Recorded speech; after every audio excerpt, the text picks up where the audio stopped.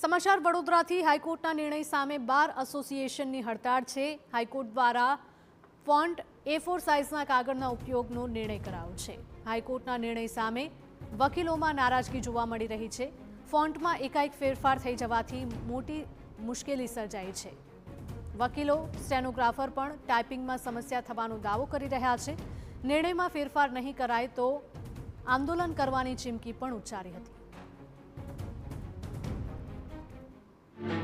High court દ્વારા કોર્ટની કામગીરી માટેના ફોન્ટ અને તેની સાથે સાથે પેપરની સાઇઝ પણ નક્કી કરવામાં આવી છે, જેને લઈને વડોદરા બાર એસોસિએશન દ્વારા તેનો વિરોધ નોંધાવવામાં આવી રહ્યો છે। આજે કોર્ટની કામગીરીથી દૂર રહી અને પોતાનો વિરોધ નોંધાવ્યો છે। તો બાર એસોસિએશનના પ્રમુખ અને તેની સાથે તેઓની પૂરી ટીમ અહીંયા આગળ હાજર છે। વાત કરીશું, હાઈકોર્ટ દ્વારા જે નિર્ણય લેવામાં આવ્યો તેને આપ અયોગ્ય કહી રહ્યા છો, શું મુશ્કેલી પડી રહી છે? ગુજરાત હાઈકોર્ટ દ્વારા જે સર્ક્યુલર બહાર પાડવામાં આવ્યો છે એ સ્થાનિક બારમાં એ ફોન્ટ ચાલતા નથી, માટે સ્થાનિક બારમાં જે ફોન્ટ ચાલતા હોય એનો સમાવેશ કરી અને આ કાર્યવાહીનો અમલ થાય એવું અમારું માનવું છે। અને તત્કાલ આનો અમલ કરવાથી ફાઇલિંગમાં મુશ્કેલી પડી રહી છે, ટાઈપિસ્ટોને મુશ્કેલી પડી રહી છે, સ્ટેનોને મુશ્કેલી પડી રહી છે। માટે વડોદરા વકીલ મંડળ દ્વારા 2 દિવસ કોર્ટ કાર્યવાહીથી અલિપ્ત રહેવાનો ઠરાવ કરેલો અને વડોદરા વકીલ મંડળના તમામ સિનિયર જુનિયર તમામ વકીલોએ એમાં સહકાર આપ્યો છે। એ બદલ વડોદરા વકીલ મંડળના તમામ વકીલશ્રીઓનો હું આભાર માનું છું। બિલકુલ, કોર્ટની કામગીરી પણ બંધ કરવા માટે આપના દ્વારા જાણ કરવામાં આવી હતી। કોર્ટ રૂમમાં જજને પણ મળવા માટે ગયા હતા। કામગીરીમાં કેટલી મુશ્કેલી પડી શકે છે જો આ નવા ફોન્ટ તાત્કાલિક અમલમાં લાવવામાં આવે તો?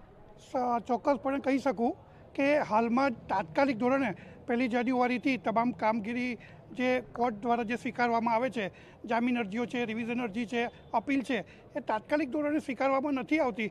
તેનાથી સૌ પ્રથમ તો હાલના જે પણ અમારા અસીલો છે, જે અમારા પક્ષકારો છે, તેને ચોક્કસપણે ગંભીરપણે નુકસાન જઈ રહ્યું છે। તહમતદાર આરોપી કોણ છે હજુ ધ્યાને લીધા વગર આ નુકસાન માત્ર અસીલોનું છે, અસીલો પછી આ નુકસાન વકીલોનું છે। બિલકુલ, જે રીતે ફોન્ટ અને તેની સાથે સાથે પેપરની સાઇઝની વાત કરવામાં આવી છે, જો તાત્કાલિક અમલમાં મૂકવામાં આવે અથવા તો આપના દ્વારા માગણી પણ કરવામાં આવી છે કે તમામ લોકોને ટ્રેનિંગ આપવામાં આવે, તો આ ટ્રેનિંગમાં કેટલો સમય લાગી શકે?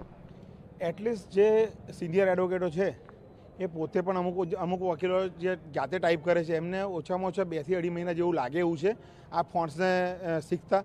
તો અમારી માંગણી છે અને નામદાર ગુજરાત હાઈકોર્ટને અમે 24 તારીખે એક પત્ર લખીને એમાં અમે જણાવ્યું હતું કે એમાં બીજા 4-5 ફોન્ટ્સ જે અહીંયા વડોદરા લોકલ જે સ્થાનિક બારોમાં ચાલે છે એ ઉમેરવા જોઈએ, પણ આજ દિન સુધી એનો પણ કોઈ નિર્ણય કરેલો નથી।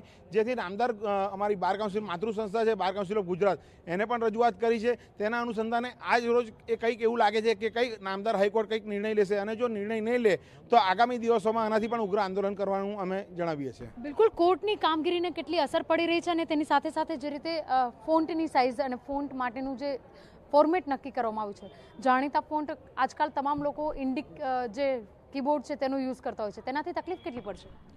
હવે વસ્તુ એવી છે કે જો વર્ષોથી જે ફોન્ટ્સ ચાલતા આવેલા છે, જેમ કે ગૂગલ ઇન્ડિક છે, સુલેખ છે, શ્રુતિ છે, આ તમામ ફોન્ટ્સ જે વર્ષોથી ચાલતા આવેલા છે એ ફોન્ટ્સને એકાએક અચાનક જો બંધ કરી દેવામાં આવે તો જે કોર્ટની કાર્યવાહી છે, જે સ્ટેનોગ્રાફર્સ છે, જે ટાઈપિસ્ટ છે, જે વકીલો છે, જે આ ફોન્ટ્સ શીખેલા છે, એ તમામ ફોન્ટ્સ જે નવા શીખવા માટે એનો સમય જરૂરી છે, એ સમય જો નહીં આપવામાં આવે તો કોર્ટની કાર્યવાહી પ્લસ જે ન્યાયિક પ્રક્રિયા છે એ બહુ પાછળ જશે। બિલકુલ, તો જે રીતે હાઈકોર્ટ દ્વારા એક નિર્ણય આપવામાં આવ્યો છે, નિર્ણયને ધ્યાનમાં રાખીને આજે વડોદરા બાર એસોસિએશન દ્વારા આગામી 2 દિવસ સુધી હજુ પણ હડતાલ માટેની જ્યારે ચીમકી ઉચ્ચારવામાં આવી છે અને તેની સાથે સાથે જો તેઓના લગતા ફોન્ટ એડ કરવામાં નહીં આવે તો આગળના સમયમાં ઉગ્ર આંદોલનની ચીમકી પણ વડોદરા બાર એસોસિએશન દ્વારા ઉચ્ચારવામાં આવી રહી છે। કેમેરા પર્સન રોહિત ગોયલ સાથે અંજલિ ઓઝા, TV9 વડોદરા।